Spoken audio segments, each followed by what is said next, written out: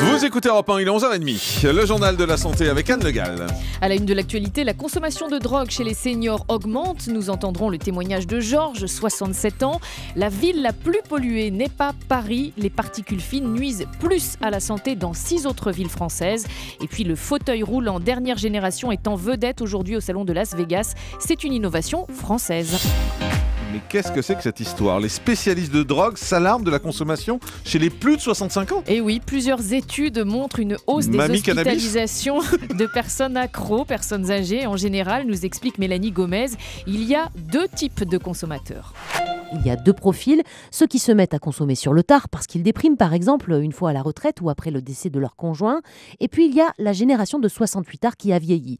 Georges a 67 ans et lui c'est jusqu'à 3 joints par jour. En fait il souffre d'un glaucome, une maladie de l'œil et le cannabis remplace ses médicaments. J'ai accéléré la fumette et je me suis rendu compte que je peux rester des heures sur mon ordinateur, ça me dérange pas, je n'ai plus mal. Je fumerai mon dernier pétard sur mon lit de mort, c'est clair. Et pourtant, consommer des drogues ou trop d'alcool a des conséquences désastreuses, surtout quand on est âgé, comme l'explique l'addictologue Amine Benyamina. Ces personnes âgées, lorsqu'elles consomment des drogues, elles se mettent en danger. Elles peuvent faire des chutes, elles peuvent avoir des hématomes. Et c'est souvent sur ces signes indirects que l'on arrive à se rendre compte qu'on a affaire à des personnes qui consomment. Voilà, et jeudi, on évoquera le cannabis utilisé à des fins médicales dans cette émission, parce que c'est aussi quelque chose dont on parle beaucoup en ce moment.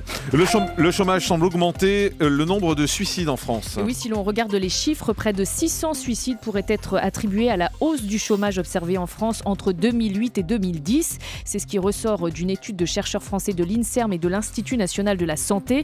Cette association entre chômage et suicide paraît plus marquée chez les hommes de 25 à 49 ans. Mais les chercheurs insistent bien sur le fait qu'il s'agit d'un lien statistique. Aucun lien de cause à effet n'est formellement établi dans cette étude qui paraît dans le bulletin épidémiologique hebdomadaire.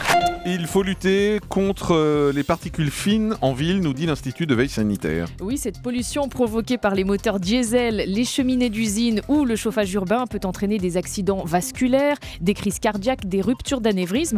Les dangers sont plus importants pour les plus de 75 ans et les villes les plus concernées ne sont pas forcément celles que l'on croit, nous explique Virginie Salmen. Paris, par exemple, n'est pas la ville la plus polluée de France.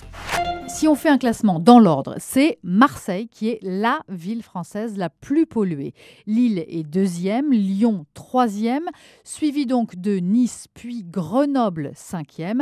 Paris n'arrive, si j'ose dire, que 7e, derrière Lens et Douai. Alors il n'y a pas que les voitures et les camions qui émettent des particules fines. Par exemple, à Marseille, c'est le trafic dans le port qui pollue le plus. À Grenoble, ce sont les industries et la topographie de la ville qui forment une cuvette. Il y a aussi le climat qui peut jouer. Quand le sol est froid et l'atmosphère un peu plus chaude, les particules se trouvent piégées, elles n'arrivent pas à se dissiper.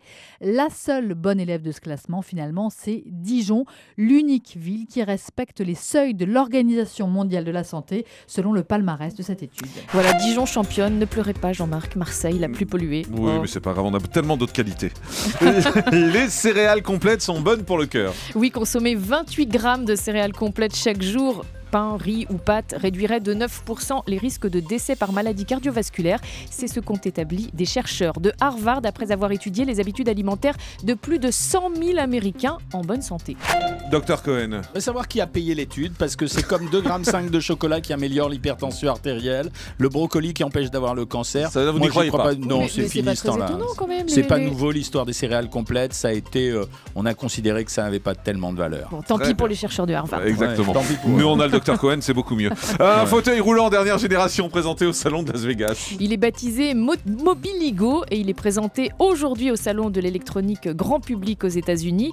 Pierre Bardina, le concepteur de ce fauteuil, est lui-même handicapé depuis un accident de plongée et son fauteuil s'inspire de la technologie Segway. Vous savez, ces machines à grosses roues là, qui utilisent le balancement du corps pour avancer. Ces fauteuils ont l'avantage de rouler sur tous les revêtements et même sur la neige. Ils peuvent monter des marches jusqu'à 15 cm et se piloter par smartphone. Et puis le chiffre du jour, c'est 6. 6 kilos, c'est le poids perdu par un jeune londonien de 31 ans en l'espace d'un mois. Et il n'a pas fait trop d'efforts. Je vois le docteur Cohen qui sourit. Alors quel est son secret? Eh bien, il a tout simplement arrêté la bière pendant un mois. 28 jours d'abstinence et 6 kilos en moins. Quand on dit que la bière fait grossir, eh bien, ce n'est pas une légende, mais il faut dire qu'il abusait un petit peu, ce jeune homme, puisqu'il buvait 37 bières verres de bière par semaine. Et ça fait quand même un peu plus de 5 par jour. Et son alcoolisme, il a guéri. C'est ça, exactement.